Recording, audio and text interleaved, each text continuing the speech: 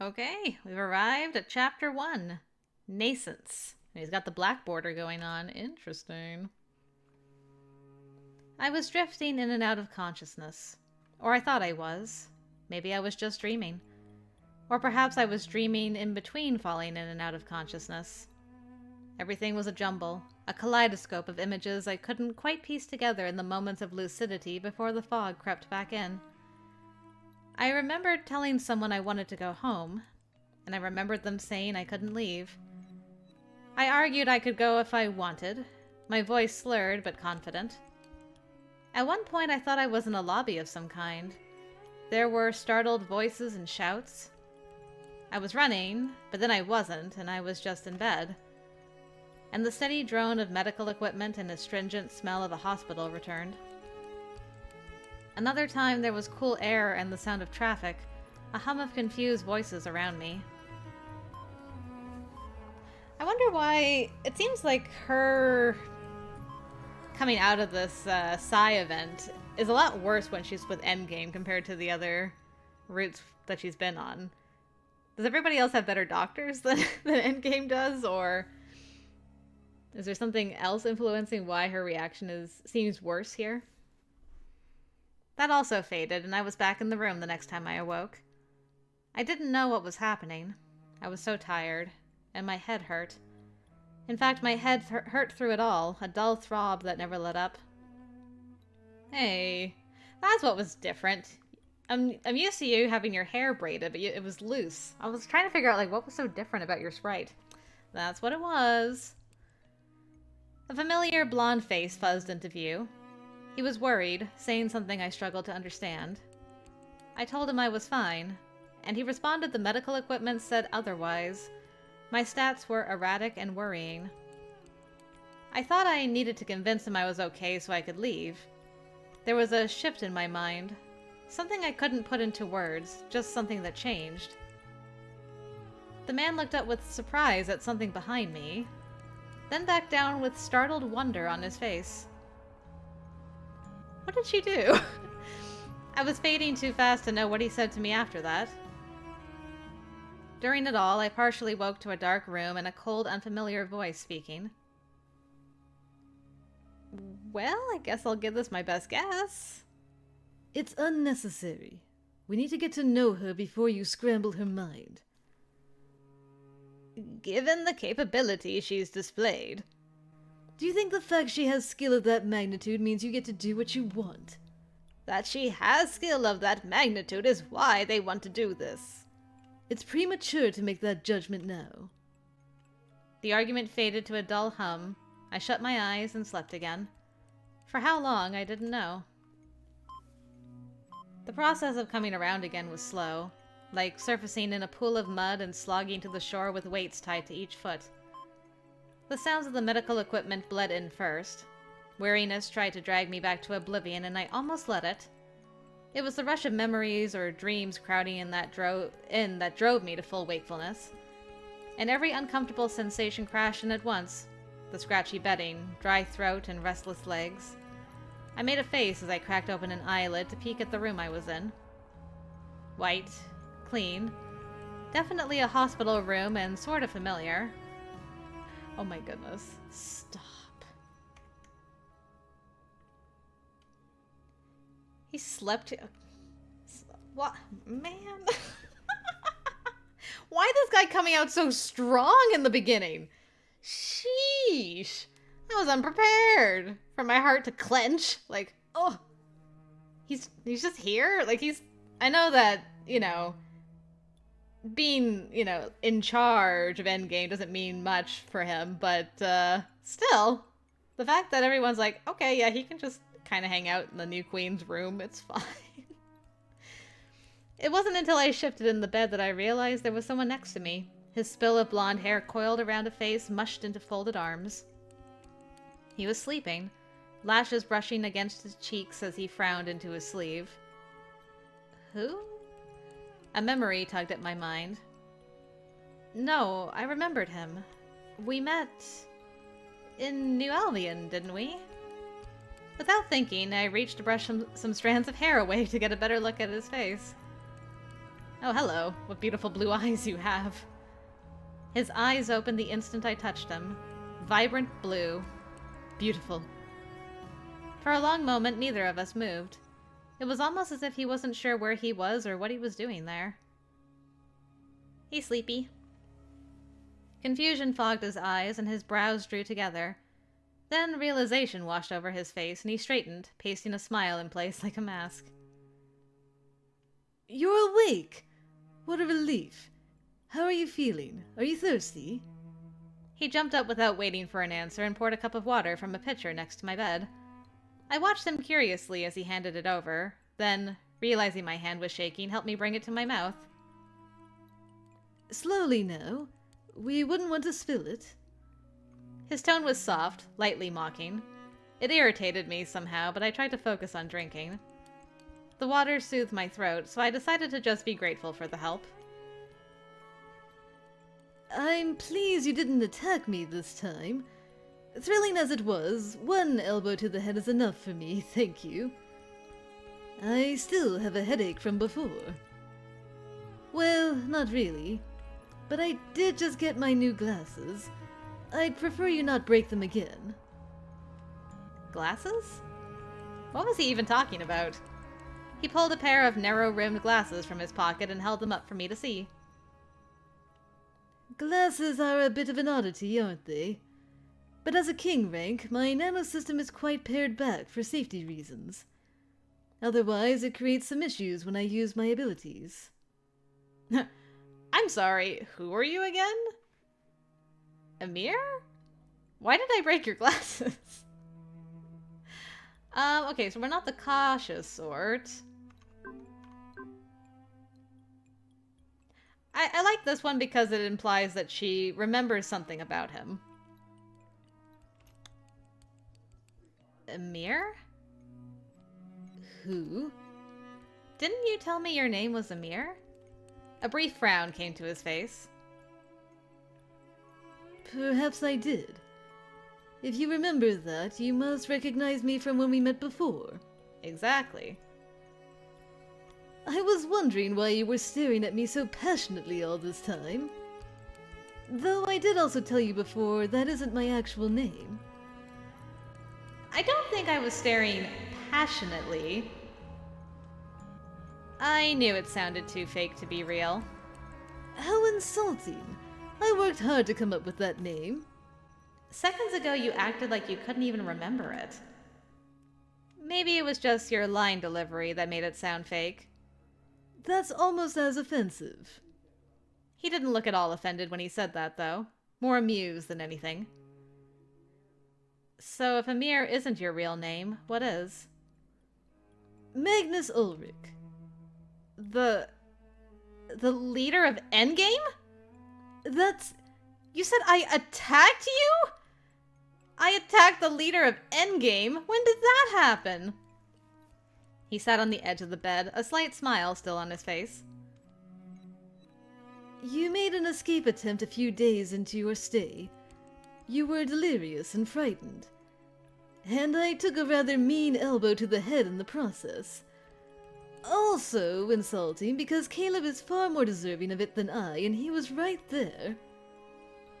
If it's the same Caleb I've met, I may be inclined to agree with that. Not a fan of our little Cale? Not terribly, no. He did kidnap me. So why did you choose to come here with him if you view him as a kidnapper? I'm curious, Morgan. Well, that's... Perhaps you are a fan of our little Ariel instead. He seems to have a lot of fans. Breaking the fourth wall a little bit. I suppose girls like the quiet types, don't they? What can I say? He's got that going for him. I like him a lot. We definitely don't enjoy the patronizing types that don't allow us to finish sentences. Dang, get him, girl! Is that so? It is. I'll make note of it. So this man is the leader of Endgame? That was hard to swallow. Speaking of my beautiful quiet boy, hello! I love to see you. I thought I heard voices. So you're awake. I hadn't heard the door open, so I visibly started when someone else spoke. This man. I remembered him, at the very least, even though the events of that day seemed almost like a dream. Ari stood in the door for a moment watching us before a frown crossed his face. Magnus, I believe Dr. Saskia asked to be informed the moment she awakened. His frown deepened as his gaze fell to something on my bedside table. Magnus snatched it up, rushing to place it on his wrist. What was that? That fake-looking smile working its way back to his face. What did you just take off? Did you take off a psi inhibitor? Or is it like a tracker so that they can follow you wherever you go? Do you mind explaining why you weren't wearing that? What is that? I do mind, actually. Thank you for asking. What's going on? There was most definitely a clash of wills happening as the two stared at each other, but neither of them bothered to answer my question. You know, Morgan, you're far calmer at coming face to face with one of your kidnappers than I expected. Given that last time you... What a painfully obvious attempt to change the subject. For his part, Ari just seemed mildly exasperated, but he didn't press the subject of the device Magnus put on his wrist. Please stop referring to me as a kidnapper. All things considered, we are not wholly responsible for the manner in which we apprehended her. Apprehended? I'm not a criminal! Okay, I did refuse to register, which I admit put me out of legal compliance with Esper regulations. So maybe technically... That is true, I suppose. Since I'm the one that ordered you to do it, after all. So you're the one I have to thank for that lovely afternoon drive. It made sense, of course, considering he was the commander of the forces here, though I struggled to imagine him giving orders. That made sense, and were effective. Magnus did not... I did give the order. Covering, are we, Magnus? For a moment I looked between the two of them, wondering what that was about. But I ultimately decided there was too much other stuff to worry about than whatever internal politics went on here. I'm sorry, can we please backtrack? What's that thing you're supposed to be wearing? And why? That thing is a psi inhibitor. All elite members are to wear them when in close proximity to you. Ah. That includes Magnus. So why weren't you wearing it? It's uncomfortable having my psi suppressed. And with you unconscious, I didn't see any harm in taking it off. She's been off and on unconscious the past 8 days, and we still had to implement the protocol, Magnus. Wait, why are you inhibiting your psi around me in the first place? Is that a normal procedure? Hardly. Since your arrival, your psi has been unstable and power surging. On multiple occasions, you mimicked the psi abilities of other people, including myself and Magnus. Okay. So she's copying the two of you in particular. Interesting, interesting. I guess she's bonded to the two of you the most. This has not only led to several unauthorized ventures outside the med ward, but also an ongoing exacerbation of your condition. Makes sense. She probably keeps trying to leave, and copying Ari's ability, I can just imagine, like, dang it, she's teleported again, we gotta find her. Though the doctor held you in a temporary coma for a short period of time, it was only marginally successful at containing the situation. If there are psi inhibitors, why not just give me one? We have discovered your psi cannot be suppressed with our current devices. Dang, just gonna drop that bomb right at the beginning, eh? My gaze flicked back and forth between the two of them as I tried to gauge what that meant. Is that a common problem? It is a unique attribute of your psionic energy. So, if the situation was that severe, again, why were you not wearing it, Mr. Ulrich? As soon as I said that, he broke into incredulous laughter. Goodness! I don't think I've ever been called that in these hallowed halls of Cor Solaris. Please. It's just Magnus, Morgan. Magnus, please. I would really like an answer to my question. Well, like Ari said, your Psi has stabilized a lot. And it's a little too quiet with my Psi turned off. Besides, I promised I would stay with you, and it's not safe for me to stay disconnected from things for long. I had absolute faith in your ability to not destroy another infirmary room and me along with it. I placed a hand to my forehead, letting out a long sigh. I'm starting to understand why I went for you instead of Caleb last time. That's mean. I suppose the important thing is you're awake now. It sounds like the more important thing is that you're not wearing the Psi inhibitor didn't cause any issues. Ah, you could be right about that. Ari, since you were so concerned about it, perhaps you should inform Dr. Sasaki Morgan is awake.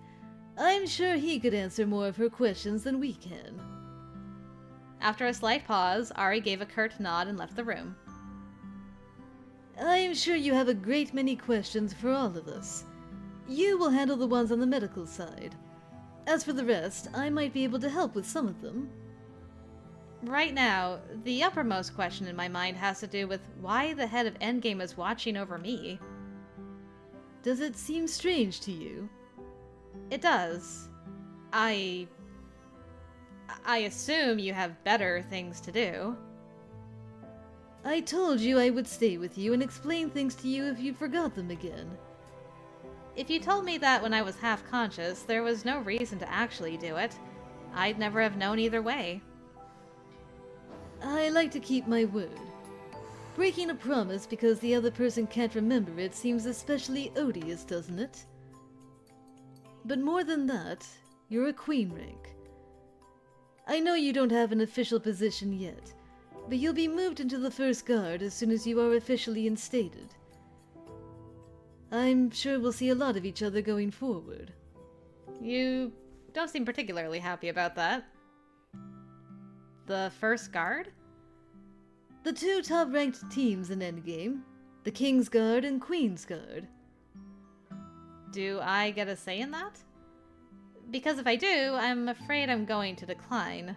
I've no interest in such a high-ranking position. As a queen rank, it's unlikely there are many other options here for you. So I get about as much say in my position as I had in coming here at all.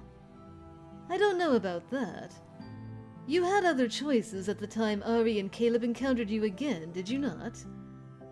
At the very least, our Moirai seem to believe there were other outcomes to the events of your... Kidnapping? I was going to say recruitment. Arrest, perhaps. But kidnapping is fine if you prefer that. I don't prefer it. It's just the word that fits best. Perhaps. Though some would argue arrest is more accurate, all things considered. I ran my fingers slowly along my brow bone before massaging my temple. I could feel a headache coming on. There's time enough to talk about that later. You've only just woken up. For now, you should focus on your recovery. At least tell me one thing. I'll answer if I can. Why? I understand that if you found out somehow I was a queen rank, it was natural to recruit me. But why did it happen like that? Why did two of your agents grab me off the street like that? Can you at least tell me that much? I don't understand why you didn't approach me normally instead of throwing me into all that. It's a good question. I've wondered, too, why that particular way of handling it. He was silent for a brief space before he answered. Morgan, by the time we learned of your existence, other factions were already on their way to retrieve you. You're an F-Class Esper. Are you aware of that? All I knew was that I possessed more psi than the planetary standard. I knew nothing else about my rank or classification. I speculated. That's all. Did we do this? Yeah, the EA scale. Okay. Cool. I thought you must be aware of it when I saw that you tested positive for Psi as a young child. If you know that much, you know it was later determined to be a false positive. Even so, you were part of an overgrowth event, one that permanently affected you and some other students involved. One of my hands strayed to my hair. What does overgrowth have to do with anything? It seems you aren't aware, then. Though nano-overgrowth seems to happen spontaneously sometimes, we've also traced it to the awakening of some types of espers. Are you saying I caused that? It is difficult to say with certainty. It could have been caused by the awakening of your Psi, or perhaps it's the event that awakened your Psi. There's no way of knowing for sure. However, all things considered, it's unlikely to be a coincidence. At the very least, based on your records, I assumed you must have known you were an Esper. Though it now appears you knew only part of the truth about your ability. I never did anything that would have led me to believe I was a queen rank. Or F-class. How ironic, then, that the fact that you're an F-class is why others found you first. What do you mean by that? I can sometimes locate the presence of N-class espers since their nanosystems emit unusual readings. With higher ranks in particular. But that is not the case for fairy espers like yourself. We learned of you when Crimson's King rank sent an operative to retrieve you. Interesting. So, it's Kesa and Jack's fault. Okay. I thought you were the only King rank Esper on Arcalis. No. I'm afraid that's quite inaccurate. Aren't you supposed to be rare? We are. Yes. But this other king rank that happens to exist also happened to find me when you couldn't. Correct. After all, he is an F-class like yourself, and he is able to locate other F-class espers. Thus, he sent Jack Visser to acquire you. Jack is with Crimson, not the court? It's true I hadn't fully trusted him, but he was with Crimson? He'd seemed like a decent person. If he was with Crimson, though, if I had gone with him, you had a pretty good life, girl. In that other reality. I've been aware for some time that Kesafian Keto has ties to the court, so that part wasn't a lie. Kesa... He held up a hand. I know you have many questions, but my time to answer them is limited, and we have gone far off track already. The point, Morgan, is that we had a very narrow window of opportunity to verify your status and act. We needed to be sure you were the target Crimson was after, and that they weren't attempting to throw us off the trail of the real Queen. We didn't want to give undue attention to a false target, thus endangering a civilian. Yet we didn't want others who were lurking about to be certain you were the target. It was tricky, shall we say. Caleb and Ari were to take you quickly and quietly as soon as your identity was confirmed. Well, they did neither. Though I wasn't sure a quick and quiet abduction would have been less harrowing. Perhaps I should reprimand them then. Would that make you happy? I can do so. Is there any point to something like that now? Personal satisfaction? I rubbed my face, letting out another tired sigh. There was no way I could be that petty. I'd be more satisfied if I could contact my family now that I'm awake. Do they even know what happened? They must be worried sick. Never fear. They are aware of the situation, and there will be time for you to speak with them later. For the time being, you won't be allowed to contact them directly. Not until we've settled their relocation and... What? Relocation? What does that mean? That's, His eyes went wide, clearly not having expected an emotional reaction. For a moment, he looked almost as if he didn't know how to respond to the sudden outburst. It's just that we... His voice faltered. What is going on, Magnus? That is, they... I believe that is quite enough for now. You've answered enough questions.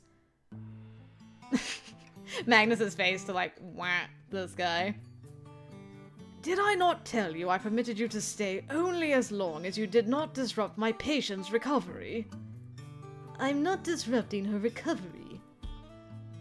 Morgan Leone, I need you to calm yourself right now. If your emotional state causes more unconscious psi use, the painstaking effort I spent to repair the brain damage already done by the overtaxation of your abilities will go to waste. The mention of brain damage was enough for me to clamp my mouth shut, any potential argument dying on my lips. I swallowed nervously, the issue with my family forgotten for the moment. Are you my doctor? Dr. Yusaski, I am the chief medic of Endgame and the head of the medical division. And yes, you are under my direct care. So this was the Dr. Sasaki they'd mentioned earlier. Somehow he didn't look the way I'd imagined. I pictured someone more intimidating, though I reconsidered that when I saw the glare he gave Magnus. Magnus Ulrich. I know your penchant for irresponsible behavior is close to legendary in all divisions of Endgame, including mine. But I thought I taught you the need to follow my rules when in my infirmary. Is it possible your equally legendary forgetfulness necessitates a follow-up lesson on the consequences of disobeying my rules? No, I'm good. I wrote myself a memo. Though it is in my office at the moment. Then tell me why you did not immediately inform me that my patient had regained consciousness. Well, I was talking to her, and... You appeared to be upsetting her, not talking. As he spoke, Dr. Sasaki moved to the bedside, tipped my head up towards him, and pulled a pen light out of his pocket to shine in my eyes by turn. Ouch! I sat obediently still as he felt beneath my jaw, wondering why that was necessary. Probably trying to see if you've got, like, tenseness in there. Sometimes people get upset when they talk. It's a natural emotional response to... Magnus Ulrich, did you gain a medical degree in the last 20 hours? You always ask me this. And the answer remains no, does it not? I listened to them bicker while the doctors set what I assumed was a scanner against my temple. I believe it is time for you to leave. I permitted you to stay only until she awakened. Ariel also informs me you were not wearing the psi inhibitor. Yo. Ari, I realized, was standing near the doorway listening in. Magnus shot him a glare. Ari, that's referred to as treason. I have not, as far as I am aware, sworn allegiance to you. Dang, get him, Ari. As I am the Knight of the Queen's Guard, my first loyalty is to Morgan. And just like that, he pulls me all the way back over. Ari, why must you pull my heart so? In case you fools have forgotten, you are currently in my medical ward. If you elect not to leave when asked, I will personally throw you out. Miss Leone may be your new queen rank, but she is my patient for the time being, and I refuse to overwhelm her with too much information right after waking. You're fortunate I permitted you to stay this long. But I wanted... Ariel, please remove him. He glanced down at the scanner without sparing another look their way, and I almost laughed at Magnus cowering when Ari approached him. Please don't hurt me. I wasn't sure how much of this was just for my sake, but this odd little drama playing out sent me one message. Endgame was nothing like the enormous, monolithic, and terrifying group I thought it was. Wait, Ari! Morgan! Literally carried him away. I loved it. Well done, everyone. Good job. He barely got my name out before Ari teleported them away. The doctor let out a soft sigh as soon as they were gone. He turned to look at me again, tapping a handheld display against his chin as he studied me. Dilation of the conjunctival vessels, persistent plethora, mild tachycardia persists. He murmured the words half to himself rather than to me directly. How are you feeling, Morgan? Tired, I guess. A little dizzy. Jittery. That's to be expected. Psi fatigue has an acute effect on the nervous system. Those symptoms will lessen over the next few days, provided there is no more stress to your mind. Anything else? Visual distortions, numbness, weakness in the limbs? Not... I glanced down at my hands curled in my lap. Visual distortions? I don't... know. I rubbed at my eyes. Now that he mentioned it... It's not uncommon for newly awakened espers to report changes in vision. Elements of the thorax system are known to extend into the optic nerve and parts of the eyes. Your pupillary light reflex is sluggish as a result. I'm not newly awakened, though.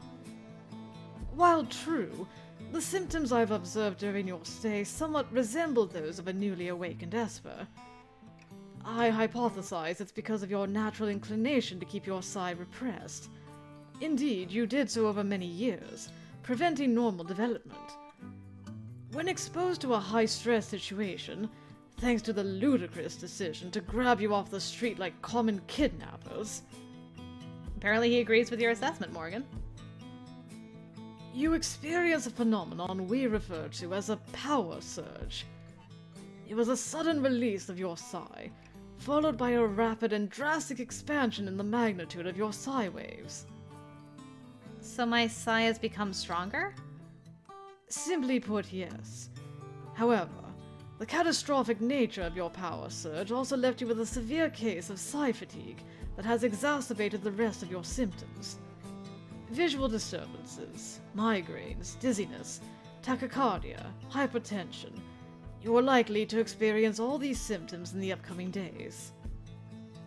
Am I going to live? I gave him a weary smile when he looked my way. One eyebrow raised before returning the smile. I expect so. That's a relief. It would be annoying to go through all that only to die now. Quite. I believe much of the medical staff would find it so as well. We endured quite the ordeal to stabilize you. Sorry about that. I heard about some of it.